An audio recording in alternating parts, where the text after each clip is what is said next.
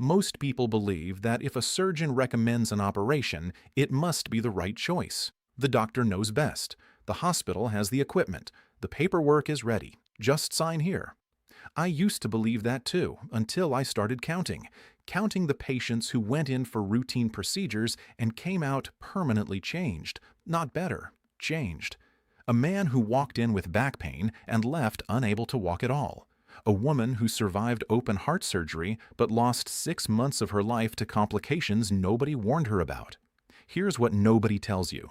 The older your body is, the harder it fights just to survive an operation. Not the disease, the operation itself. My name is Dr. Ethan Parker. I'm a cardiothoracic surgeon with over 2 decades in the operating room, and today I'm going to tell you the truth about 5 surgeries that carry serious hidden risks for people over 60. Let me ask you something. If you take a brand new car and a car with 200,000 meters on it, and you put them both through the same stress test, do you expect the same result? Of course not. And yet, for decades, medicine treated a 70-year-old body the same way it treated a 40-year-old one. Same surgical protocols, same recovery expectations, same timelines. That's starting to change, but not fast enough. Here's what happens inside an older body when it goes under general anesthesia. The heart has to work harder. The lungs take longer to clear the anesthetic. The kidneys slow down processing medications. And the brain, this is the one that surprises people. The brain becomes temporarily disoriented in ways that can last weeks or even months. Doctors have a name for it: postoperative cognitive dysfunction. And in patients over 70, it happens far more often than anyone admits. Now, I want to be absolutely clear about something. Age alone is not a reason to avoid surgery. I have operated on 80-year-olds who bounce back faster than some 50-year-olds. Age is just a number, but frailty is not. Frailty is a medical term. It means the body's reserve has dropped below a critical threshold. Roughly 40% of people over 75 show signs of frailty. That number jumps to nearly 60% over 85. So here's the real question.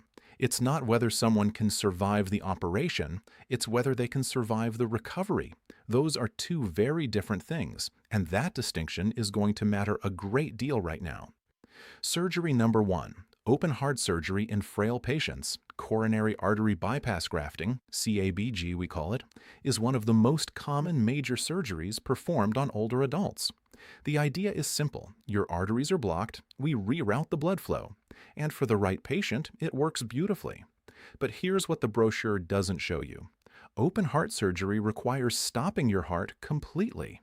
We put you on a bypass machine, a device that does the work of your heart and lungs while we operate. For a 60-year-old in good shape, that's manageable.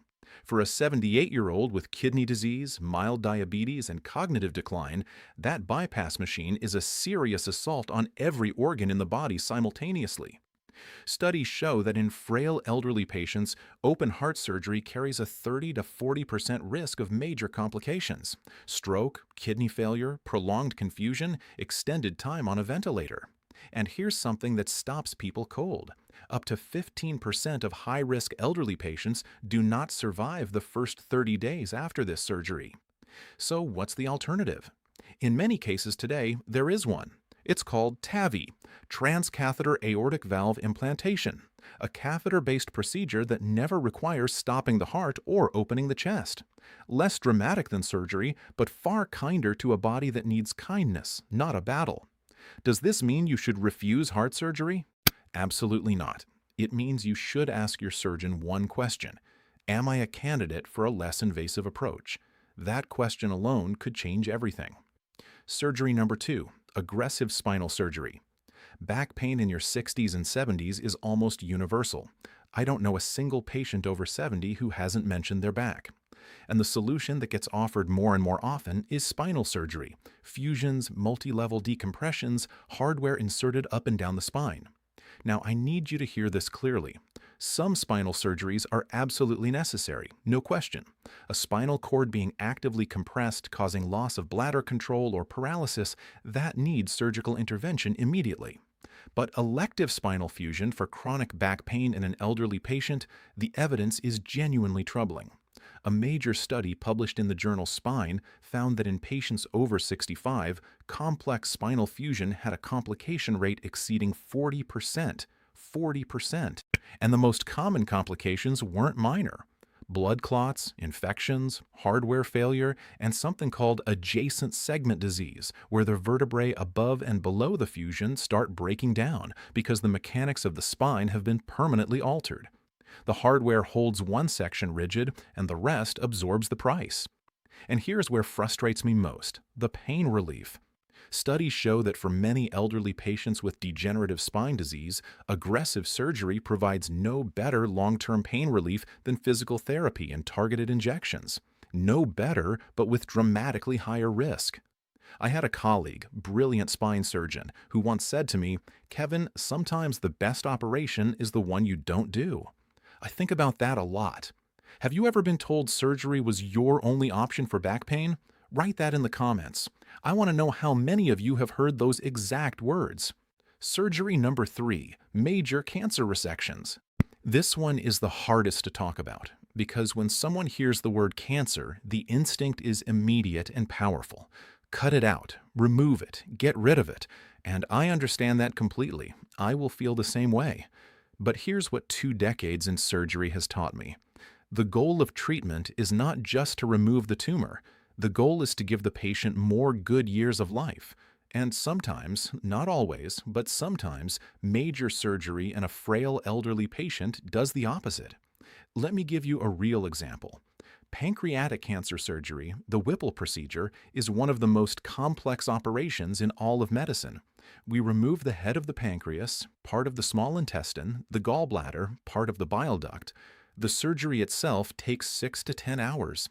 In younger, healthy patients, it can be life-saving.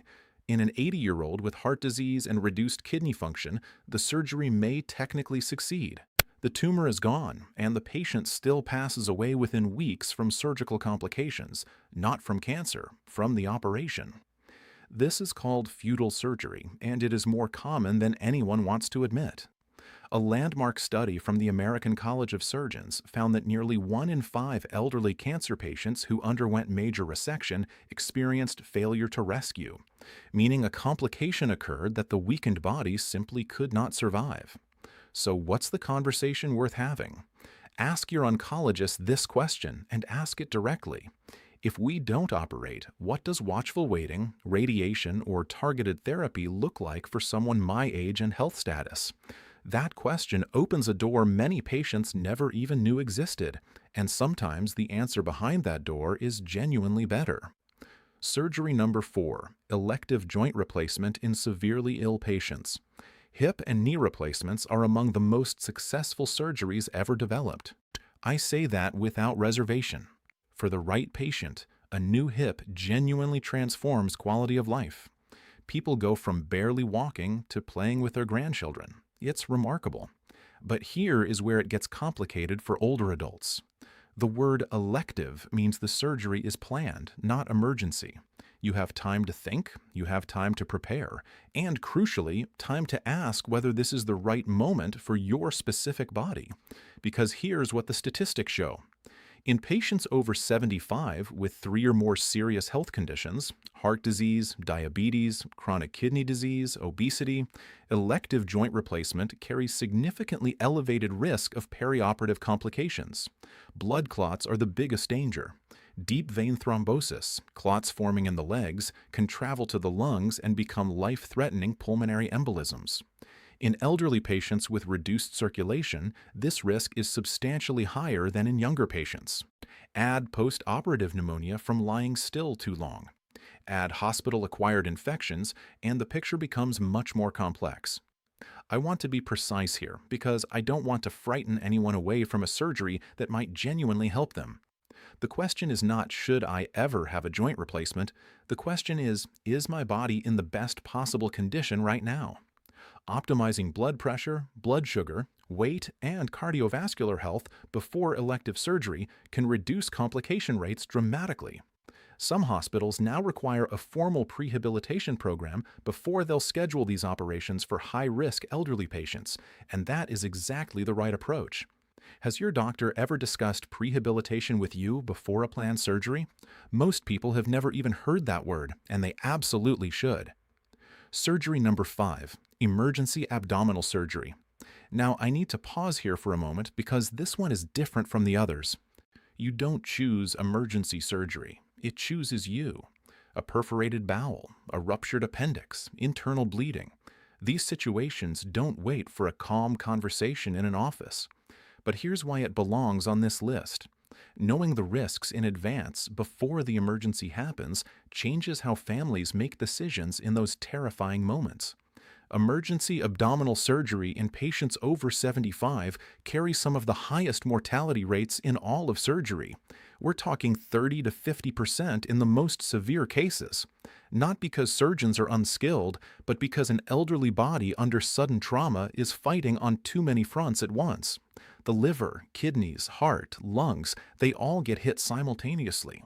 And the inflammatory response that a younger body controls within days can spiral in an older body into something called systemic inflammatory response syndrome. When multiple organs start shutting down in sequence, it is as serious as it sounds. So what can you actually do with this information? Two things. First, do not ignore abdominal symptoms. Persistent pain, bloating, changes in bowel habits in someone over 60 deserve prompt medical attention. Catching problems early means treating them before they become emergencies. That one habit can change everything. Second, have the conversation with your family now, not in the hospital corridor at midnight. Now, what are your wishes if emergency surgery is the only option? What quality of life matters to you? These conversations are not morbid. They are one of the most loving things you can do for the people who will be standing in that corridor. All right, we've covered 5 surgeries. Now let's talk about what you actually do with this knowledge. Because information without action is just anxiety, and that's the last thing I want for you. Before any major surgery, planned or recommended, there are 4 questions every patient over 60 should ask. Write these down. Question 1. What happens if I don't have this surgery? A good surgeon will give you an honest answer. If the answer is nothing urgent changes in the next 6 to 12 months, you have time. Time to think, time to get a second opinion, time to optimize your health. Question 2. Is there a less invasive alternative? Medicine has changed enormously in the last 15 years. Robotic surgery, endoscopic procedures, catheter-based interventions. Options that didn't exist a decade ago are now available in most major hospitals. Question 3. What does recovery realistically look like for someone my age and my health profile? Not the average patient, you. Your heart, your kidneys, your current medications, your living situation. The answer should be specific, not generic. And question 4, this is the one most people never ask. What is your personal complication rate for this procedure in patients over 70? Surgeons track this. They know their numbers. A confident, honest surgeon will tell you. If they seem uncomfortable with the question, that itself is information worth having. Before I get to the most important part of today, I want to leave you with something genuinely hopeful. Because this is not a video about fear. It's about options. And those options have never been more powerful than they are right now. Minimally invasive surgery has transformed what's possible for elderly patients. Laparoscopic procedures, small incisions, camera-guided, dramatically reduce recovery time. Robotic-assisted surgery allows precision that human hands alone cannot achieve. And catheter-based cardiac interventions have opened doors for patients who would never have survived traditional surgery.